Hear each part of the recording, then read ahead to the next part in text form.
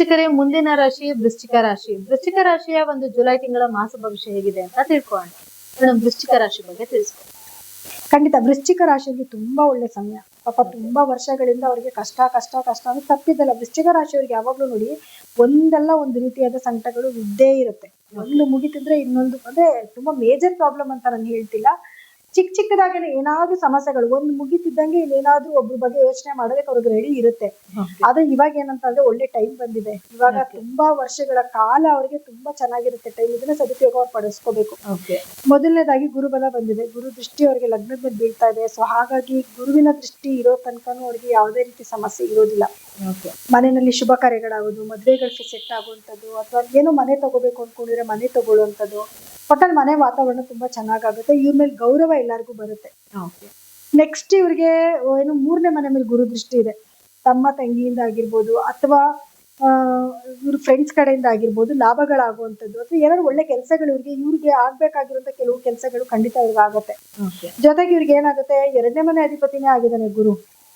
ಎರಡನೇ ಮನೆ ಅಧಿಪತಿನೇ ಆಗಿ ಇವ್ರಿಗೆ 9ನೇ ಮನೆ ಕುತ್ಕೊಂಡಿದ್ದಾನೆ. ಸೊ ಅದೃಷ್ಟದ ಮನೆ ಅಲ್ವಾ. ಸೊ ಫಿನಾನ್ಷಿಯಲ್ ಸ್ಟೇಟಸ್ ಚೆನ್ನಾಗಾಗತ್ತೆ. ಕುಟುಂಬದಲ್ಲಿ ಗೌರವ ಪ್ರೀತಿ ಜಾಸ್ತಿ ಆಗತ್ತೆ.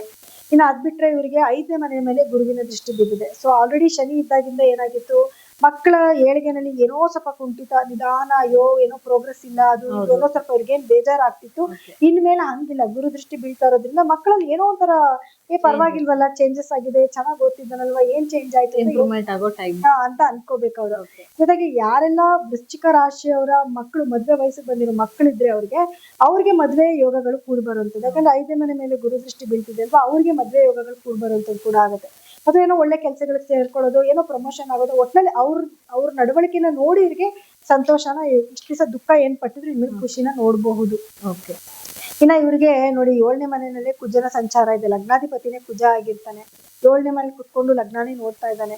ಸ್ವಲ್ಪ ಆತರದ ನಿರ್ಧಾರಗಳನ್ನ ಜಾಸ್ತಿ ತಗೊಳ್ಳೋದು, ಕೋಪ ಸ್ವಲ್ಪ ಜಾಸ್ತಿ ಆಗಿರುತ್ತೆ. ಅದ್ ಬಿಟ್ರೆ ಇವ್ರಿಗೆ ಸೆಲ್ಫ್ ಕಾನ್ಫಿಡೆನ್ಸ್ ಜಾಸ್ತಿ ಆಗುತ್ತೆ. ಆತ್ಮವಿಶ್ವಾಸದಿಂದ ಕೆಲಸಗಳನ್ನ ಮಾಡ್ತಾರೆ. ಧೈರ್ಯ ಬಂದ್ಬಿಡುತ್ತೆ. ಈ ಟೈಮ್ ಚೆನ್ನಾಗಾಗಿದೆ, ಏನ್ ಕೆಲಸ ಮಾಡಿದ್ರೆ ಸ್ವಲ್ಪ ಯಶಸ್ಸು ಸಿಕ್ಬಿಟ್ರೆ ಸಾಕು, ನಾನ್ ಮಾಡ್ಬೋದು, ನನ್ಗೆ ಎಬಿಲಿಟಿ ಇದೆ ಅನ್ನೋದು ಬಂದ್ಬಿಡುತ್ತೆ ಮೈಂಡ್.